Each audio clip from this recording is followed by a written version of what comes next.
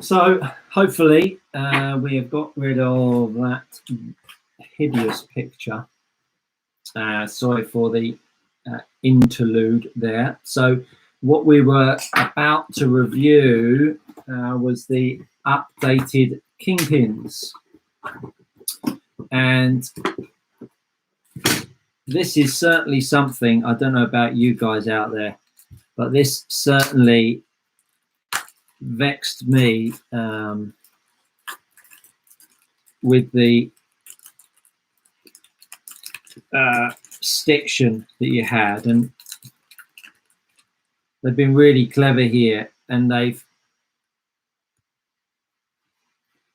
it's amazingly smooth, isn't it, John? So what they've done really clever here, that they've put on the can I show it? Yeah. So this part here, they've put a really tiny little lip on right at the base, which will stop that stiction 100%. Which I could see that in the manual, but I wasn't sure if that was actually the case, and now I've actually seen that's a really good hop up.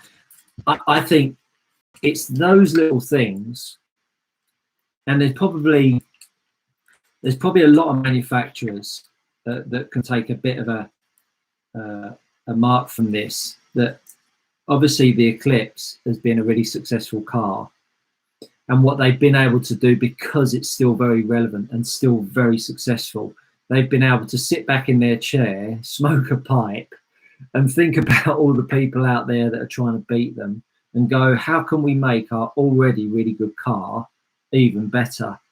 And I think if Andy Murray had gone to Robin Schumacher, and I don't know this because I'm not privy to this information, if Robin Schumacher had gone to Andy Murray, Robin, I've had an idea, let's scrap that car and start again, he would have fallen off of his chair and called him an idiot and get your coat, son, because you're out there, because it's a proven and still is a winning car. So I think it's really important that they kept hold of the lion's share of the car, and this has just been a facelift. And I think people that don't buy it and upgrade it, I think there's two problems with that.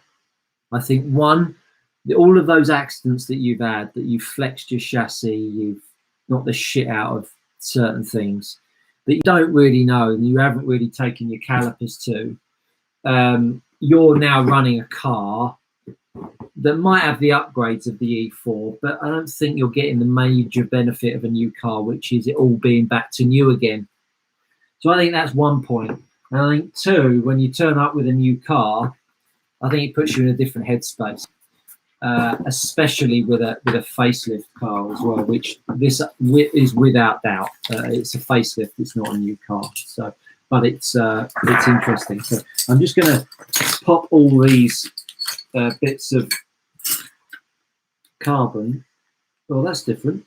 Oh, there you go. Well, there's a bit of carbon on the back here. You can see how they've shaved off a bit of this carbon. It doesn't look particularly great. It looks like someone's done it with a Dremel.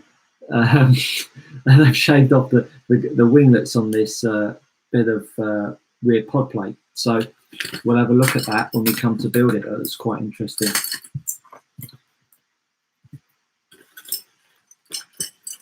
That bit is thicker. Okay, Stu. So that, gotcha. So this part of the rear pod plate is thicker than the previous one.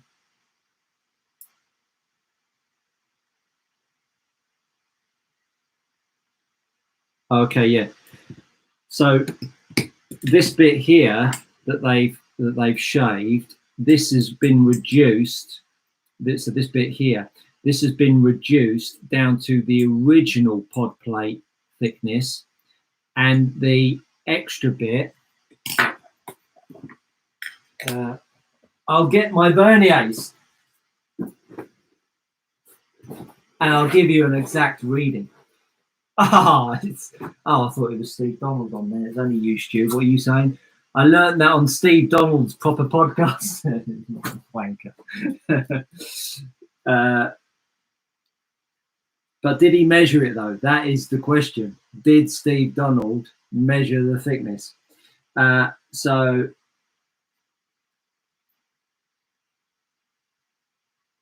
half a mil thicker.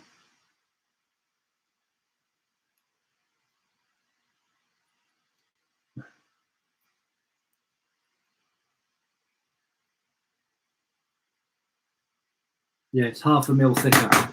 The rear pod plate is half a mil thicker. You heard it here second. Well, maybe first, because those of you that weren't on Steve's, it's not a podcast, Stu. Podcast is on the radio. This is a video. This is a vodcast. New plate. I'll play it. I'll stick those in there. Oh, no, don't do that, because I'll end up putting the wrong chassis on the wrong car.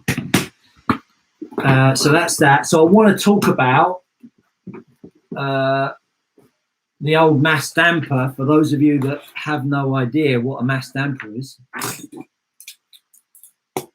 know what a mass damper is. It does this, it does that. Got the calipers out, add a measure mark.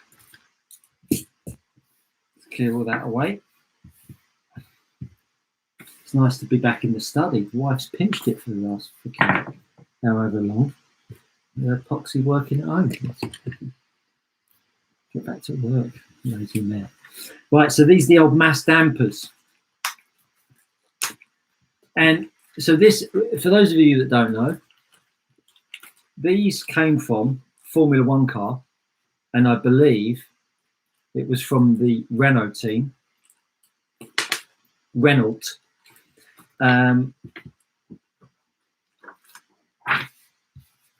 Get that out. Mass damperoni.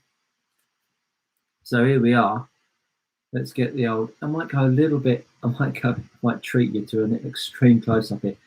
Listen, you simply don't get this kind of camera work on any old freaking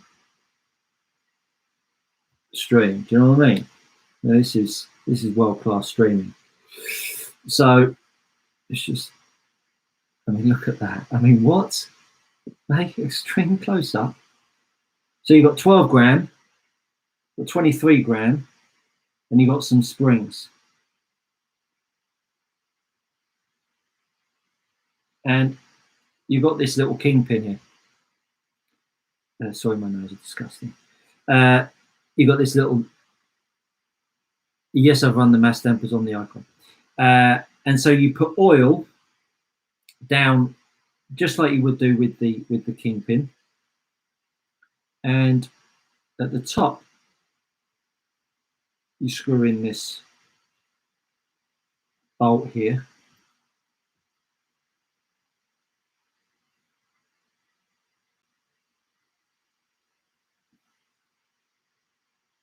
and then you put the spring on. And you've got two types of spring. You've got red or pink, and you've got green, pink and green. So you put, bearing in mind this is coated in oil, then you put your spring on, and then you put the other spring on, and then you bolt that to the chassis. So that part goes onto the chassis, and that sits on the top. And what happens is, as you drive down the road, this goes up and down and works against or with or does whatever the hell it wants against the bounce or the bumps in the carpet or whatever you might be running on. Now, the anomaly is that nobody's really run these. You've got two weights that are quite distinctly different, 12 and 23 grams, and you've got a couple of springs. So there's some variables there that are going to need playing with, but the word on the street is that they go really quite well. unfortunately, John Simpson just said, did I try it and feel any difference on the track? I didn't back to back it, John. I ran the Icon once. I was absolutely blown away by it. It was just that video. It was great. Had loads of steering. And it was really smooth on the track. The guys that were around the edge of the track said that they could hear the mass damper working. So, you know, I think it's a great bit of kit. So that's the mass damper now. Unfortunately, they are out of stock until March the 18th of these mass dampers, which is a bit of a shame.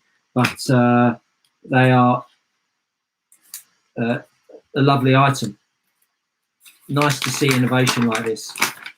And the instruction manual for this is really very clear. I couldn't when I was building it, I can't remember what I did, but I was a bit of a donut. I couldn't quite work out what was going where. But anyway, you either put the 23 in or the 12 in, obviously, and then you put the shims, 2 shims at the top, 2 shims at, oh, that's it. When it said here, where it says ×4, I thought I need to put 4 of these at the top. Pillock.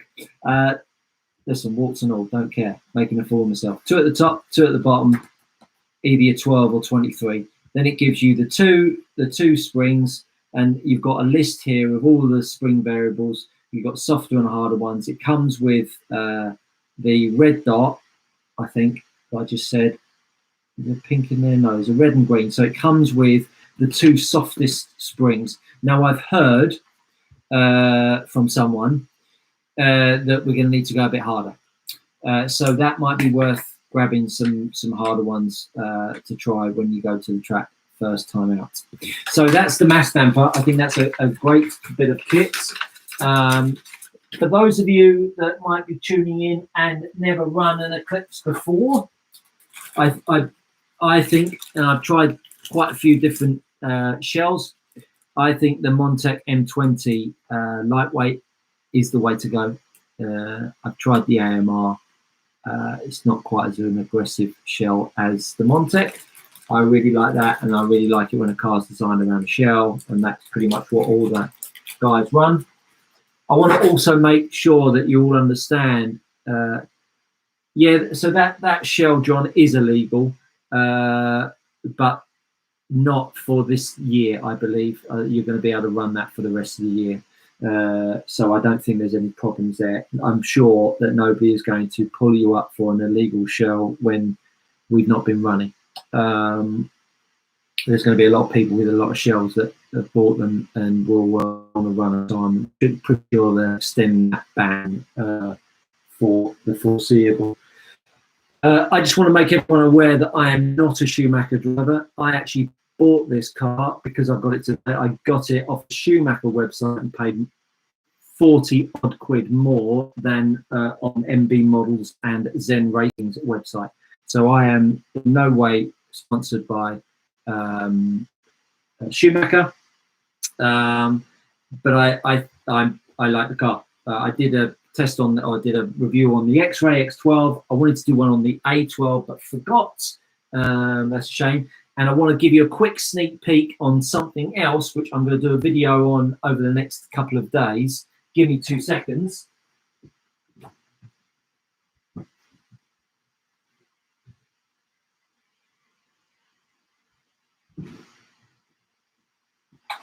So disorganized.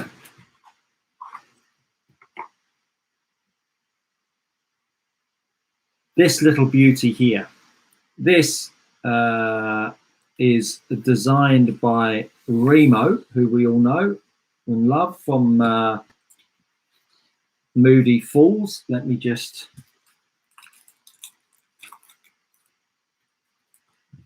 put these springs in there.